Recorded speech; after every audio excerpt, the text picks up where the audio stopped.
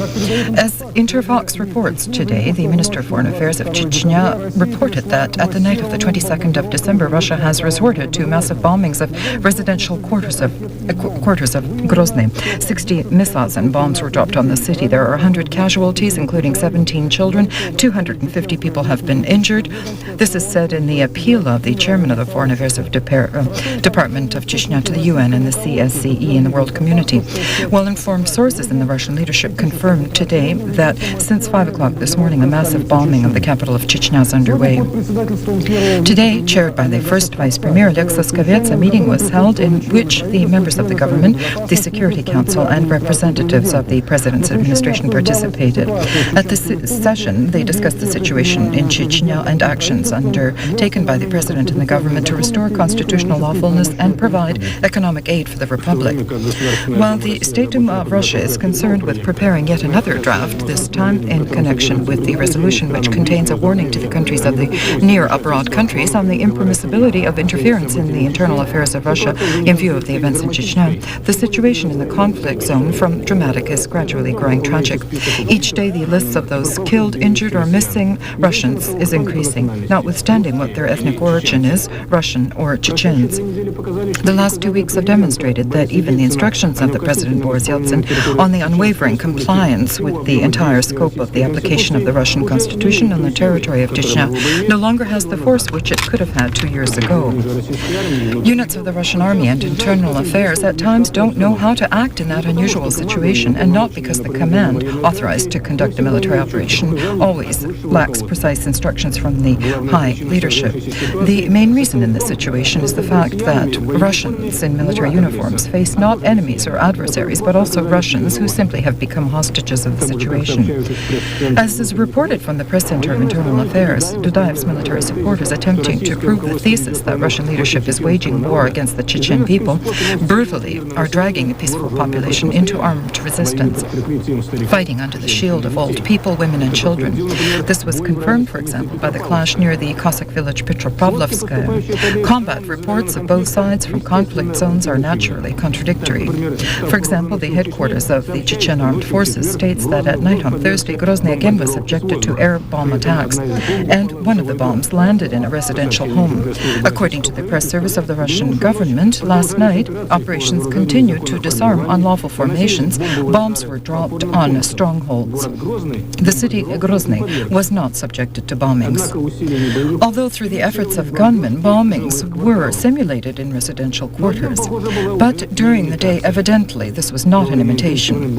During an intense bombing, there were casualties among foreign citizens as well. And so today, on one of the streets of Grozny, an American woman photojournalist was killed.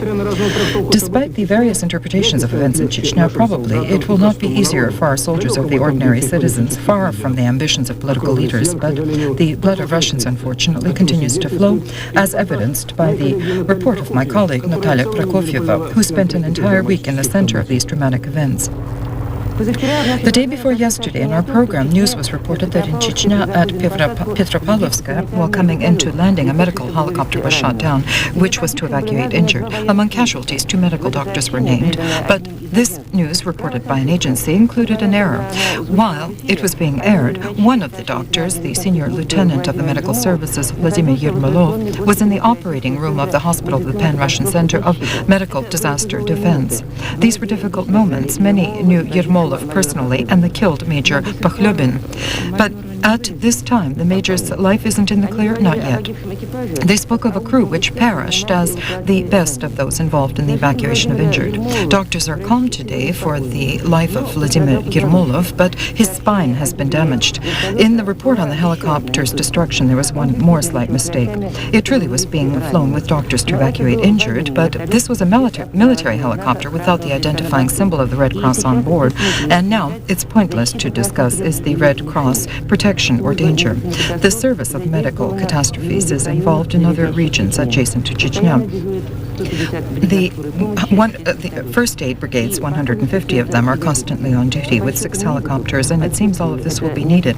According to physicians' calculations, and I emphasize this is unofficial information, in Chechnya yesterday, 60 were killed and many more injured.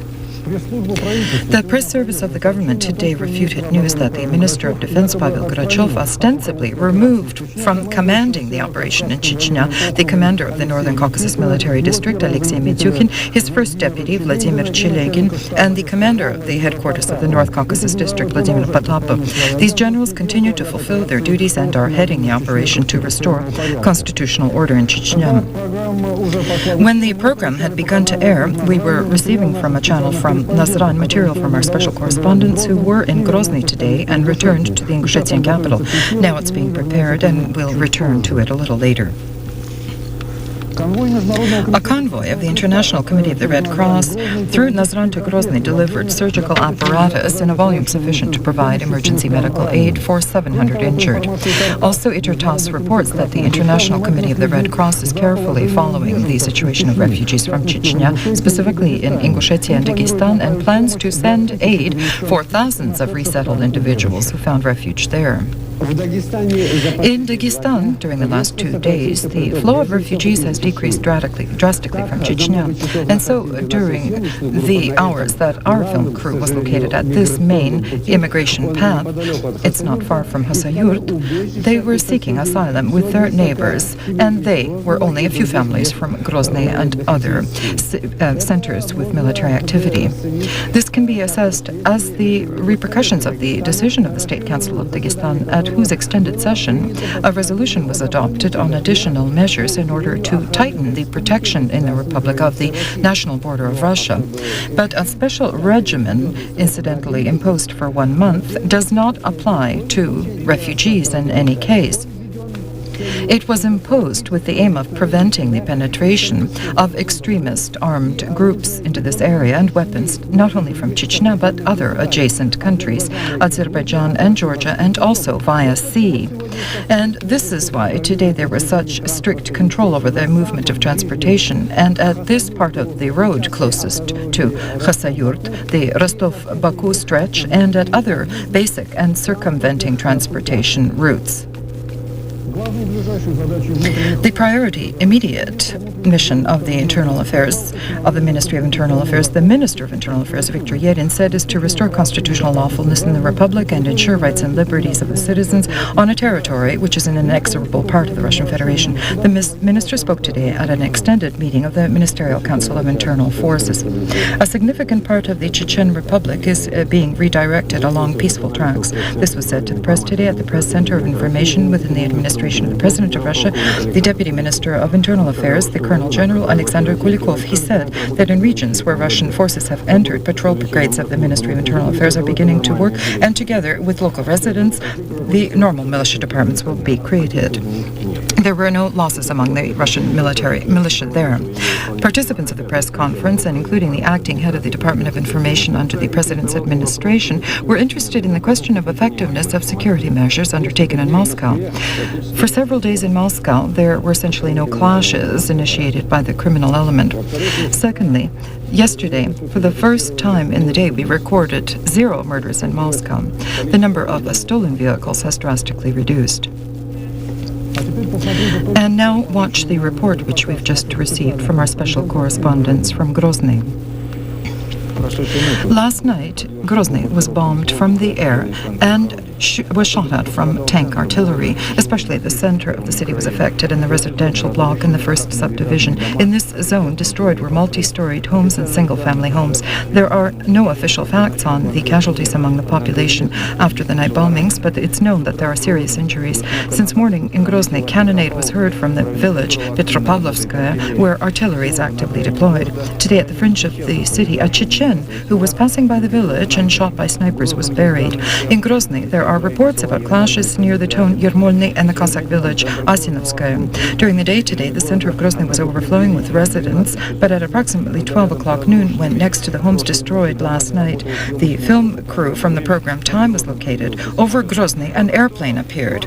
Just now, the city Grozny endured another raid. There are injured among the population. However, it turned out that after the missile attack, the airplanes of the model from the design office Sukhova, which bombed the home down downtown. 10 pedestrians were killed. Later, these facts were confirmed by the film crew of the Reuters agency.